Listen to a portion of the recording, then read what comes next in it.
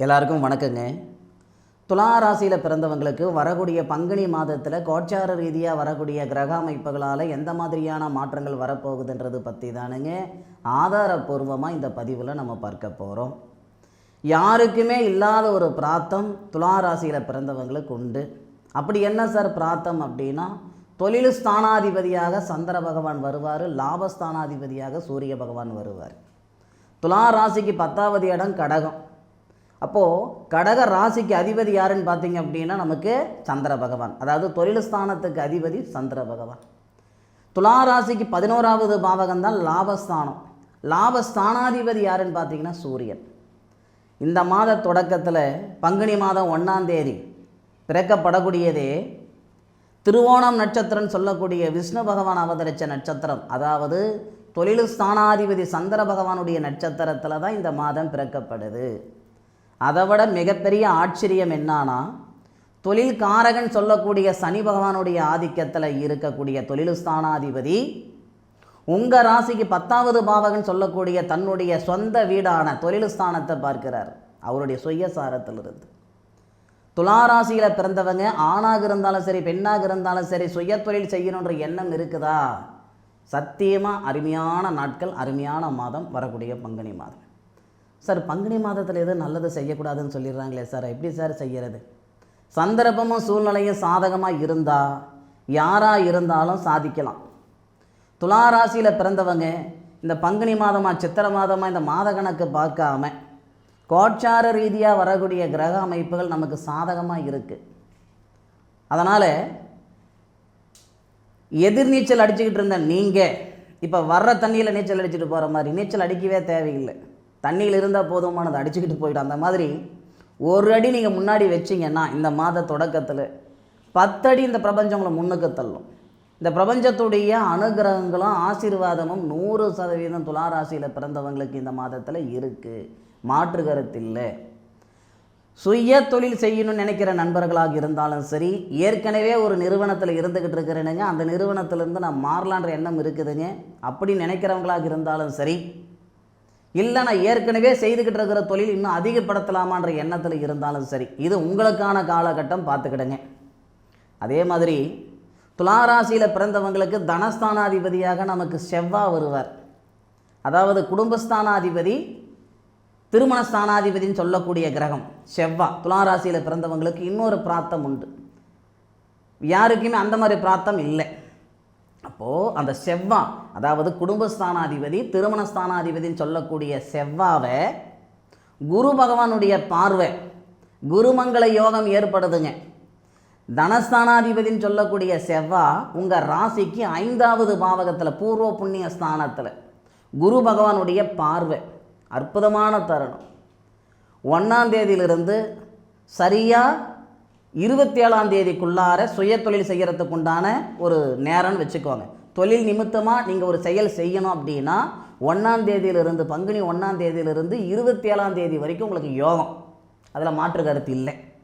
2வது, இந்த திருமண ரீதியாக எனக்கு தடங்கள் ஏற்படுதுங்க, திருமணமாகி நிம்மதி சந்தோஷம் இல்லாமல் இருக்குது, ஆசை 30 நாள் மோகம் 60 நாள் சொல்லி நான் கேள்விப்பட்டிருக்கிறேன், என் வாழ்க்கையில் நடந்துருச்சு, கணவன் மனைவிக்குள்ளார பிரிவினைகள் அப்படின்னாலும் சரி, நிரந்தரமாக பிரிஞ்சு போயிட்டுங்கன்னு சொன்னாலும் சரி, இல்லை திருமணமே நடக்காமல் இருக்குதுங்கன்னு சொன்னாலும் சரி, அப்போது மன ரீதியாக மன வாழ்க்கையால் பாதிக்கப்பட்ட உங்களுக்கு இந்த நேரத்தில் நிச்சயம் ஒரு சந்தோஷம் வரப்போகுது, மாற்றம் வரப்போகுது. ஆதாரம் என்னையான்னு கேட்டிங்கன்னா, குடும்பஸ்தானாதிபதி திருமணஸ்தானாதிபதினு சொல்லக்கூடிய செவ்வாய் உங்களுடைய ராசிக்கு 5வது பாவகத்தில் குரு பகவானுடைய சாரம், குபேரர் அவதரித்த நட்சத்திரம்னு சொல்லுவாங்க, குரு பகவானுடைய சாரத்தில் இருக்க குரு பகவான் 9வது பார்வையாக பார்க்கிறார்.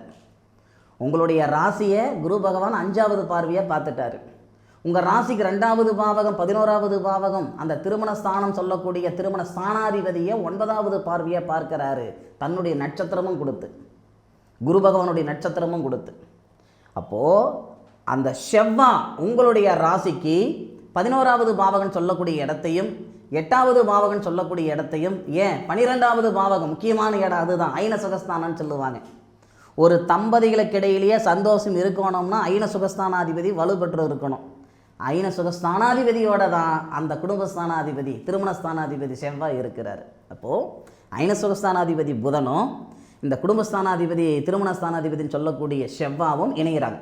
உங்கள் ராசிக்கு 5வது கட்டத்தில் 2 பேருக்குமே குரு நட்சத்திரம் கொடுக்குறாரு, இந்த புரட்டாதி நட்சத்திரம் அப்படின்ட்டு. அப்போ குருவால் பார்க்கப்படுறாரு. அப்போ மன வாழ்க்கையில் நிம்மதி சந்தோஷம் அடையிறது உறுதி.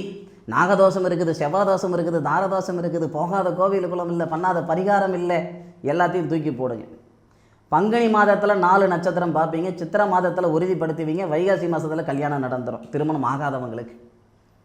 இல்லை பிரிஞ்சு போன தம்பதிகள் பங்குனி மாதத்தில் பேச்சுவார்த்தை நடக்கும், சித்திரை மாதத்தில் கை சேர்ந்துருவீங்க, ஒன்று சேர்ந்துருவீங்க, அதில் மாற்று கருத்து இல்லை. சில பேருக்கு புத்திரபாக்கியம் உருவாகிறதுக்கான சந்தர்ப்பமும் இருக்குதுங்க. ஏன்னா 5வது பாவகத்துக்கு அதிபதினு சொல்லக்கூடிய கிரகம்தான் புத்திரஸ்தானாதிபதி. புத்திர காரகனுடைய வீட்டில், அதாவது குரு பகவானுடைய ஆதிக்கத்தில், குரு பகவானுடைய சாரத்தில் இருக்கார். குரு பகவான் புத்திரஸ்தானத்தை பார்க்கிறார். அதாவதுங்க பலன் சொல்கிறது வாய்க்கு வரதெல்லாம் சொல்கிறாங்கன்னு நினச்சிக்கிடாதீங்க. சொல்லக்கூடிய பலனுக்கு ஆதாரம் இருக்குது. ஒரு கிரகம் எந்த பாவகத்தில் இருக்குது, யாருடைய சாரத்தில் இருக்குது, யாரை பார்க்குறாங்க, எந்த இடத்த பார்க்குறாங்க, யாரால் பார்க்கப்படுறாங்க, இந்த விவரங்கள் எல்லாமே கிரகிச்சு தான் உங்களுக்கு நான் பலன் சொல்லிகிட்டு இருக்கேன். துளாராசியில் பிறந்தவங்களுக்கு தொழில் நிமித்தமாக மாற்றம் வரும். திருமணத்தில் இருக்கிற சங்கடங்கள் நீங்கும். முக்கியமாக தன ப்ராப்ளம்னா பொருளாதாரத்தில் பாதிப்பு இருக்குதுங்க, கடன் பிரச்சனை இருக்குது, இருக்கலாமா இருக்க வேணாமன்ற மனநிலைக்கு நான் தள்ளப்பட்டுட்டேன் அப்படின்னா கூட தனஸ்தானாதிபதினு சொல்லக்கூடிய செவ்வாவை தனகாரகன் சொல்லக்கூடிய குரு பார்க்கிறார். 11ஆம் தேதியிலிருந்து உங்களுக்கு நேரம் கொடுக்குறேனுங்க. ஏன்னா உங்கள் ராசி அதிபதினு சொல்லக்கூடிய சுக்கிரன் உங்கள் ராசிக்கு 7வது பாவகத்துக்கு வந்து உங்கள் ராசியை பார்ப்பார் 11ஆம் தேதி. தொழில் நிமித்தமாக உங்களுக்கு 27ஆம் தேதி வரைக்கும் சந்தர்ப்பம் இருக்குது. திருமண வாழ்க்கையில் இருக்கிற சங்கடங்கள் நீங்கிறதுக்கு 19ஆம் தேதி வரைக்கும் உங்களுக்கு நேரம் இருக்குது. ஏன்னா 19ஆம் தேதி செவ்வாய் பயிற்சி ஆகிடுவார். ஏன்னா செவ்வாய் தான் முக்கியம். துளாராசியில் பிறந்தவங்களுக்கு செவ்வாய் தான் திருமண ஸ்தானாதிபதி. அவர் 19ஆம் தேதி வரைக்கும் குரு பார்வையில் இருக்கார். அப்போது 19ஆம் தேதி வரைக்கும் இந்த மன வாழ்க்கையில் சங்கடங்கள் இருக்குது, கல்யாண தடை இருக்குது, பிரிஞ்சு போயிருக்கிறாங்க, மறுமணத்துக்கு முயற்சி பண்ணிக்கிட்டு இருக்கிறீங்க. உங்களுக்கு எல்லாமே 19ஆம் தேதி வரைக்கும் நேரம். சரி சாமி, எனக்கு அந்த எதிர்பார்ப்பு இல்லை, இந்த எதிர்பார்ப்பும் இல்லை, எனக்கு கடன் பிரச்சனை இருக்குது, பணப்பிரச்சனை இருக்குது, சம்பாதிக்கிறேனே தவிர சாதிக்கலை. சாதிக்கலைனாலும் பரவாயில்ல, சந்தோஷமாக என்னால் இருக்க முடியல. மாடு பால் கறக்கிறதுக்கும் பூனை குடிக்கிறதுக்கும் கரெக்டாக இருக்குது. நான் உருப்பட மாட்டேனா, நான் நல்லா இருப்பேனா நல்லா இருக்க மாட்டேனா, இந்த மாதிரியான எதிர்பார்ப்பு நிறைய பேருக்கு துளாராசியில் பிறந்தவங்களுக்கு இருக்க தான் செய்யுது. உங்களுக்கு விளக்கம் கொடுக்குறேன். தனஸ்தானாதிபதினு சொல்லக்கூடிய கிரகம் செவ்வாய் தானே. அப்போ அவர் உங்களுடைய ராசிக்கு 5வது பாவகத்தில் தொழில்காரகனுடைய ஆதிக்கத்துக்கு, தொழில்காரகன் சனி பகவானுடைய ஆதிக்கத்துக்கு போயிடுறாரு. அப்போ தனகாரகன் சொல்லக்கூடிய குரு பார்க்கிறார். அப்போது அந்த செவ்வாய் தனஸ்தானாதிபதி லாபஸ்தானத்தை பார்க்குது. அந்த சூழலால் அதே 19ஆம் தேதி வரைக்கும், பங்குனி 1ஆம் தேதியிலிருந்து 19 தேதி வரைக்கும் இந்த பொருளாதார ரீதியாக சிரமங்கள் இருக்குதுங்க, சிக்கல் இருக்குதுங்க, தொந்தரவுகள் இருக்குங்கன்னு சொல்லக்கூடிய துளாராசியில் பிறந்தவங்களுக்கு நல்ல அனுகூலங்கள் கொடுக்கக்கூடிய நேரமாக இருக்கும்.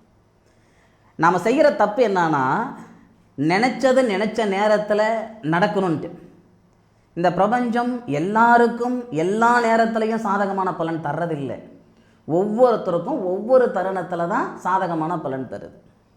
துளாராசியில் பிறந்தவங்க எல்லாமே கஷ்டப்படலை, எல்லாருமே சந்தோஷமாக இல்லை. உங்களுக்கு இந்த நேரத்தில் இந்த செயல் செய்கிறதன் பட்சத்தில் நீங்கள் எதிர்பார்த்தது பூர்த்தி அடையும். இன்னும் சில பேர் இருக்காங்க, மிகப்பெரிய மன அழுத்தம் என்னன்னா, வீடு வாசல் இல்லை அப்படின்ற மன அழுத்தம் ஒரு சிலருக்கு இருக்குதுன்னா, ஆசாசியாக வீடு வாசல் வாங்கினேன் கட்டினேன், அந்த வீடு வாசல் விற்கிற மாதிரி சூழ்நிலைகள் வந்துடுச்சு, அடமான வச்சுனுங்க மீட்க முடியல, இந்த மாதிரி மன அழுத்தத்தில் ஏகப்பட்ட பேர் இருப்பீங்க. அவங்களுக்கு இன்னொரு தேதி சொல்கிறேனுங்க.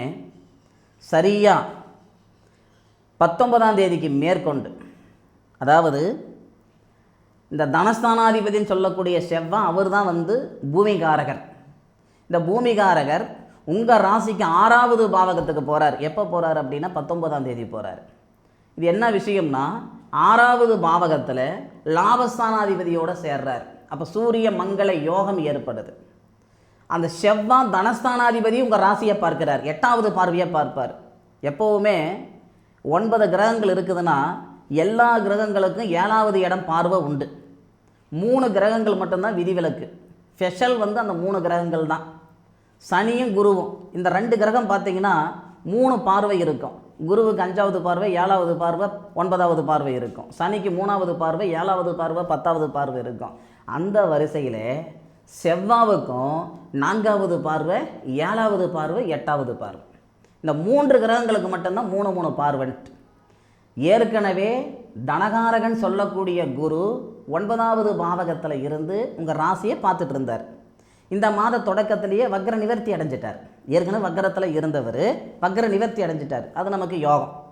அப்போது வக்ர நிவர்த்தியாக இருக்கக்கூடிய தனகாரகன் 5வது பார்வையை நம்ம ராசியை பார்க்கிறார். 1 நம்ம ராசியாதிபதி அந்த நேரத்தில் 19 தேதிக்கு மேலே நம்ம ராசியாதிபதி நம்ம ராசிக்கு 7வது கட்டத்தில் இருந்து பரணி நட்சத்திரம்னு சொல்லக்கூடிய தன்னுடைய சுய நட்சத்திரத்தில் சுக்கிரன் இருந்து நம்ம ராசியை பார்ப்பார். சூப்பர்.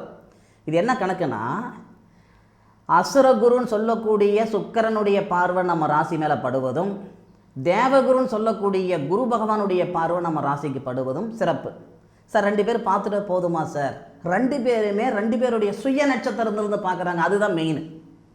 குரு பகவான் ஏற்கனவே புனர்பூச நட்சத்திரம் சொல்லக்கூடிய ஸ்ரீராமர் அவதரிச்ச நட்சத்திரம் தன்னுடைய சுய நட்சத்திரம்.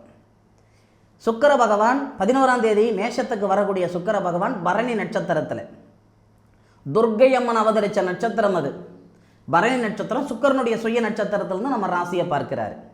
இதில் இன்னொரு ஆச்சரியம் என்னன்னா, இந்த செவ்வாய் 19ஆம் தேதி மாறுறாரு இல்லையா, தனஸ்தானாதிபதி தனகாரகனுடைய வீட்டில் இருந்து, தனகாரகனுடைய சாரத்தில் இருந்து, நட்சத்திரத்தில் இருந்து, குபேரர் அவதரித்த நட்சத்திரத்தில் இருந்து 8வது பார்வையாக நம்ம ராசியை பார்க்கிறார். அடக வச்சு எல்லாமே நீங்கள் மீட்கலாம். நகநட்டாக இருக்கட்டும், வண்டி வாகனமாக இருக்கட்டும், இல்லை மண் மனையாக இருக்கட்டும். மண் விற்றாதான் என்னால் பிழைக்க முடியும், வீடு விற்றாதான் என்னால் பிழைக்க முடியும். நாம் செஞ்ச தப்புக்கு நம்ம பிள்ளைகளை சேர்ந்து கஷ்டப்பட்டுக்கிட்டு இருக்குது. நாமளும் ஒன்றும் பெருசாக தப்பு பண்ணிடல. சந்தர்ப்பம் சூழ்நிலையும் நம்மளை இந்த மாதிரி ஒரு சிக்கலில் சிக்க வச்சிடுச்சு. சரி சாமி, எனக்கு ஒரு வாய்ப்பு இருந்தா, எனக்கு ஒரு சந்தர்ப்பம் கொடுத்தா இந்த பிரச்சனையை நான் சரி பண்ணிக்குவேன் அப்படின்னு சொல்லக்கூடியவங்க ஏகப்பட்ட பேர் இருக்க தானே செய்கிறீங்க. நீங்கள் கேட்குறது, என் கடனை ஒருத்தன் வந்து கட்டிட்டு போய்டுன்னு நீங்கள் எதிர்பார்க்கல சாமி. எனக்கு ஒரு சந்தர்ப்பம் கொடுயா, என் திறமையை வெளிப்படுத்துறதுக்கான வாய்ப்பை கொடு.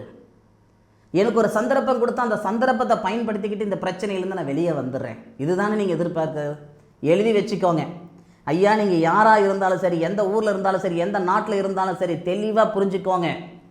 வரக்கூடிய 19ஆம் தேதியிலிருந்து நடக்கக்கூடிய கோட்சார ரீதியாக வரக்கூடிய நிகழ்வு முழுமையான மன அழுத்தத்தை சரிப்படுத்துது. உங்களுடைய மன அழுத்தம் இருக்கும் பாருங்கள். கட்டண வீடு விற்கக்கூடிய சூழ்நிலைகள் வருது அப்படின்னா அதை விட ஒரு மனுஷனுக்கு மோசமான மனநிலை வேறு எதுவும் இல்லை. வீதிக்கு வந்துட்டோம், தெருவுக்கு வந்துட்டோன்ற மனநிலையில் இருக்கக்கூடிய உங்களுக்கு இந்த பிரபஞ்சம் கொடுக்கக்கூடிய வாய்ப்பு, சந்தர்ப்பம் பயன்படுத்திக்கோங்க. இது வந்து உங்களை சந்தோஷப்படுத்துறதுக்கு சொல்கிற வார்த்தை கிடையாது. 100% சாத்திகமாக அனுபவித்து சொல்லுது. அதே மாதிரி இந்த மாதிரி நேரத்தில் உங்களுடைய சுய ஜாதகத்தில் இருக்கக்கூடிய கிரகநிலைகளுக்கு முக்கியத்துவம் கொடுங்க. உங்களுடைய தசாபுத்தி என்ன, உங்களுடைய கிரக அமைப்புகள் என்னன்றது ஒரு முறை பார்த்துக்கிடுங்க. இந்த பதிவு துளாராசியில் பிறந்தவங்களுக்கு மிகப்பெரிய ஒரு மாற்றத்தை கொடுக்க போகுதுன்றதில் எந்த விதமான மாற்று கருத்தும் கிடையாது. உங்களுடைய கருத்துக்கள்ன்றது கமெண்ட் பாக்ஸில் பதிவு பண்ணுங்கள், அனுபவித்து பதிவு பண்ணுங்கள். ஆஹா ஓஹோன்னு பலன் யார் வேணாலும் சொல்லலாம். நமக்கு நடந்ததுக்கு அப்புறம்தான் நிறைவு. ஏட்டு சுரக்கா கூட்டுக்கு உதவாது. நீங்கள் அனுபவித்து அதன் பிறகு கமெண்ட்டில் சொல்லுங்கள். அடுத்த மாத தொடக்கத்தில் மீண்டும் துளாராசியில் பிறந்த உங்களை சந்திக்கும் வரை உங்களிடமிருந்து விடைபெறுவது உங்கள் வீட்டு ஜோதிட நண்பனான மா காளிதாஸ் மணிகண்டன். திருச்சிற்றம்பலம். வாழ்க வையகம், வாழ்க வளமுடன்.